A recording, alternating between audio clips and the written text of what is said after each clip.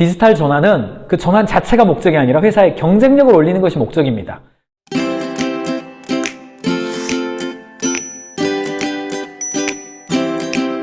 반갑습니다. CC클래스의 로빈 코치입니다. 어려운 시기를 지나고 있습니다. 한편으로는 이 어려운 시기에 비즈니스의 강자가 새롭게 등장한다는 거, 이거 기회로 활용하시라는 이야기 이전 영상에서 찍어드렸습니다. 꼭 보시고 오시기 바랍니다. 경영자분들은요, 원격 근무가 늘어나면서 일이 어떻게 진행되는지 잘 모르겠다 이런 이야기 합니다. 직원들은 어떤지 아세요? 불안하다, 스트레스가 더 증가했다, 자꾸 확인 전화 오니까 내가 더 어렵다, 환경이 안 갖춰진다, 뭐 이런 이야기가 나오죠. 우리나라도 아주 급변하는 원격 근무의 상태로 넘어가고 있습니다.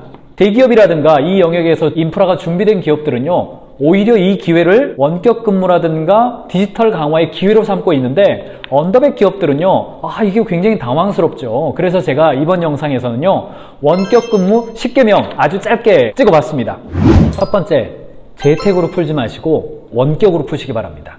이게 집에 있느냐가 중요한 게 아니라 우리가 떨어져 있다는 개념이 중요하거든요. 근데 회사에서 일할 때도 만나서 이야기할 것과 파일로 주고받을 것, 정확하게 텍스트로 지시할 것들이 따로 있었잖아요. 그래서 이것을 뭔가 새로운 어떤 일하는 방식의 변화라고 하지 마시고 원격 근무가 증가하는 거다, 원격 소통이 증가하는 것이다, 이렇게 푸시고요. 두 번째, 온보딩 시간을 명확하게 하는 겁니다. 출근, 퇴근, 회의 시간, 업무 집중 시간, 휴식 시간, 이것을 명확하게 해서 상태 메시지로 하시든 아니면 캘린더를 공유하는 방식으로 가시든 아니면 우리 인트라넷에 게시판에 자기 오늘 하루에 온보딩 시간을 표현하게 하시든 이런 방식으로 온보딩을 명확하게 하는 거고요. 세 번째는 일정 공유 도구를 좀 적극적으로 활용하시는 게 좋습니다. 저희 같은 경우는 구글 캘린더를 다 공유하는 방식으로 했는데, 구글 캘린더가 공유되면 그날 그 사람이 하고 있는 온보딩, 주요 과업, 텍스트, 어떤 누구를 만나는지 이런 것들이 다 공유가 되기 때문에 참 좋습니다. 이게 아니라고 한다면 네이버라든가 사내 인트라넷에 업무 활용의 스케줄표가 있잖아요. 그걸 적극적으로 활용하시는 것이 좋습니다. 네 번째, 업무 토크를 적극적으로 활용하시는 게 좋습니다.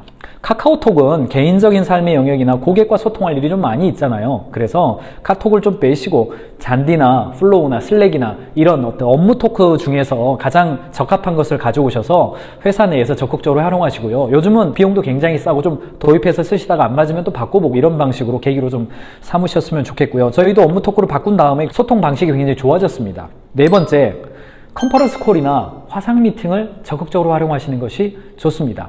화상 미팅을 하려면 어떻습니까? 뒷 배경도 나오고요. 얼굴도 어느 정도 좀 화장도 해야 되고 복장도 갖춰야 되고 그렇잖아요. 그래서 카페에서 하든 집에서 하든 혹은 다른 야외 공간에 가서 하든지 간에 하루에 혹은 일주일에 어느 시간에는 화상 미팅 1대1이라든가 그룹 콜 이런 게 좋고요. 뭐 줌이라든가 행아웃이라든가 스카이프라든가 이런 것들 다양하게 좀 테스트해 보셔가지고 회사에게 가장 맞는 거 활용하시는 게 좋습니다.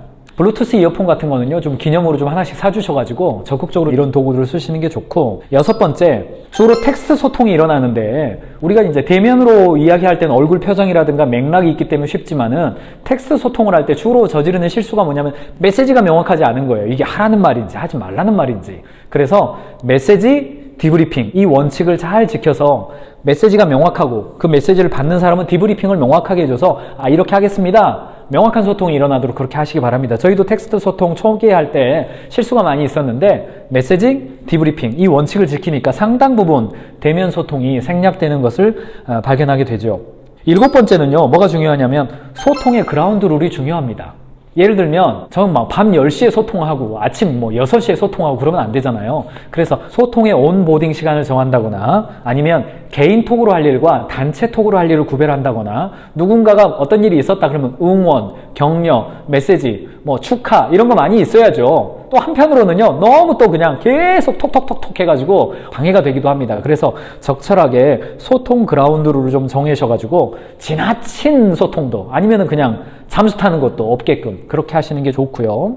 여덟 번째는요, 대시보드가 좀 강화돼야 됩니다. 대시보드가 여러분 OKR을 하시는 회사라면 OKR 보드가, KPI다 그러면 KPI 보드가, 업무 펜딩 리스트를 관리하는 회사다, 예를 들어서 디자이너다, 오늘 할 펜딩, 개발자다, 지금 이번 주에 펜딩, 그런 것들이 좀 노출이 돼서 어떻게 관리되는지를 팀장과 리더들이 볼 수 있게끔 대시보드를 좀 강화해 줄 필요가 있고요. 인트라넷이 있는 회사는 업무 게시판에서 하면 되고, 없는 회사다 그러면 여러분 네이버 카페에서 뱅크 만들어 가지고 관리하시라는 이야기 제가 자주 했습니다. 그것들을 한다든지 하는 방식으로 좀 하는 게 좋고요. 아홉 번째는 온라인 학습의 기회를 강화하시기 바랍니다.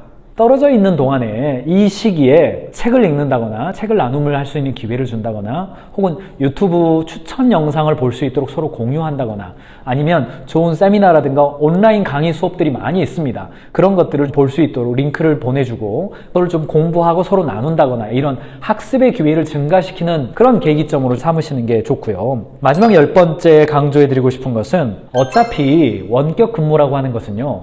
자율과 책임 속에서 일어납니다. 사람들의 이 창의적인 것은요.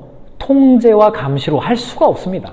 조직 내에서 자율과 책임 속에서 신뢰가 올라오잖아요. 그래서 신입사원은 팀장과 어차피 수시소통을 하시고 담당급 정도가 됐다. 그러면 일일 업무를 관리하는 방식으로 하루에 한두 번 정도만 책임을 주시고 체크하는 형태로 가시고 팀장급 이상이 됐다. 그러면 먼저 그가 보고하든가 아니면 일주일에 한두 번 정도만 사전에 언제 미팅하자라고 예고적으로 이야기하신 다음에 체크하는 방식으로 가야지 원격 근무라고 해서 수시로 점검하고 물어보고 그렇게 하면 직원들은 스트레스가 늘어나고 경영자는 불안하고 이런 방식이 되거든요.